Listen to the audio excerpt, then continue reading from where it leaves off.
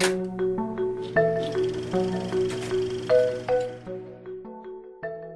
Paul Mylrea. I'm the President-elect of the Chartered Institute of Public Relations. I'm also Head of Media for the BBC. Why is PR such an essential aspect of organisational life, and is that particularly the case today? The reason public relations is so important these days is that with the explosion of digital media, the different ways of communicating, social media, it is extraordinarily difficult to control any messages. And organisations have to have conversations with their stakeholders, whether those are people who buy their products, in political parties, people who support or disagree with them, in not-for-profit organisations, people who campaign with them.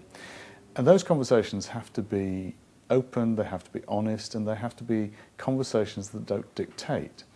That's why public relations is different, say, from advertising or from marketing, where they're trying to sell a product. Perfectly reasonable thing to do, but it's trying to sell a product to a group of people. Public relations is about a two-way flow of information. It may be an organisation trying to understand, say, a power organisation or a utility organisation, trying to work out whether the local community will support a power plant somewhere. And to do that, public relations involves not just talking to people, but also talking at the highest level in the organisation and helping to shape the strategy. So that's why public relations has gained so much ground over the last few years. It's because the explosion of social media means those conversations are happening already, they're happening out there, and they're happening very widely. And organisations are realising how important it is to get involved in those conversations. But those conversations have to be honest, and that's again where public relations comes in, because they can be honest counsel to the organisations to help them have those dialogues. Can you explain a bit about the birth of public relations, why and how it came about? The birth of public relations is probably the turn of the 20th century. Edward Bernays is known as the father of public relations. He was the nephew of Sigmund Freud, and he brought together both an understanding of psychology, but a showmanship that allowed him to put on great events. There were big events that he put on, for example, a lights anniversary where he got cities across America to celebrate the 50th anniversary of the Edison light bulb. But he also did things such as have a pancake breakfast for President Calvin Coolidge, which was seen as the first real sort of political event to create positive publicity. Since then, it's gone through a whole range of different innovations, moving from event management, continuing media management and talking to newspapers and the classic media. It's brought in public affairs, internal communications. And of course, these days now, it's right at the forefront of social media, of getting involved in those conversations in the digital space. So it's come a long way from those first days, but if you look back at those first days, the principles of public relations were probably set then. It was about conversations, it was about bringing things to people's attention, and it was very much about getting third parties, credible people, to talk on behalf of the organisation and to explain why that organisation should be listened to.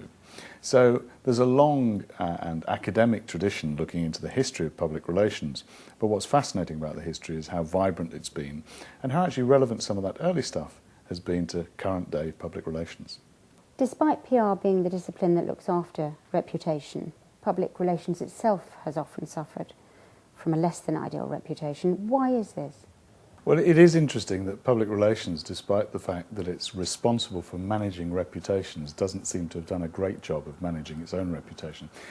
And I think there are two reasons for that. One is a simple reason, which I think public relations has been so busy protecting the reputation and enhancing the reputation of clients that quite often it's not thought about managing the reputation of the industry or the profession. But actually there's something else which has been particularly important over the last, say, decade, and that's the idea that public relations is spin. Now, what's interesting about this is that the negative headlines about spin have all been created by people who actually are not professional public relation practitioners. You had the Joe Moore situation where that was a government advisor who was a special advisor, in other words, a political appointee and not a public relations expert, who talked on the day of the planes going into the World Trade Center of it being a good day to bury bad news. Now that gave a terrible impression of the public relations industry, but again, the important thing to stress is she was not a public relations practitioner. Alistair Campbell, who actually I know well, also has become the focus for some people of a vision of public relations which is all about manipulating the media. Other people also talk about propaganda as being public relations. In fact, there's a big distinction between the two, because propaganda is about peddling misinformation, and it's also about sending messages out. It's not about creating dialogue.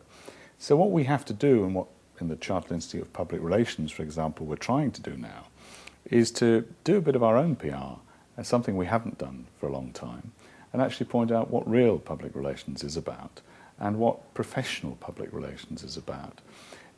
There's a large amount of academic background to public relations and a large number of academic courses in public relations.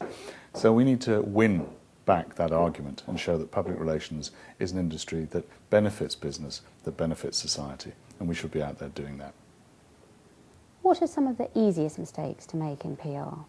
Well, one of the easiest mistakes is to either not get the full facts before you get out and start that conversation, or to somehow gloss over something.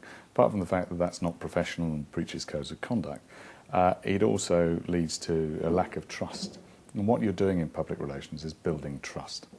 The other issue is just utterly failing to understand your audience, and that's probably the most important mistake that can be made by people who are really trying hard to get that right, but they just don't understand their audience. And that can be everything from not understanding the tone of voice, not understanding the interests of an individual, or it can be cultural issues. One of the things that we're trying very hard in the Chartered Institute of Public Relations and other bodies at the moment is to create a much more diverse public relations industry.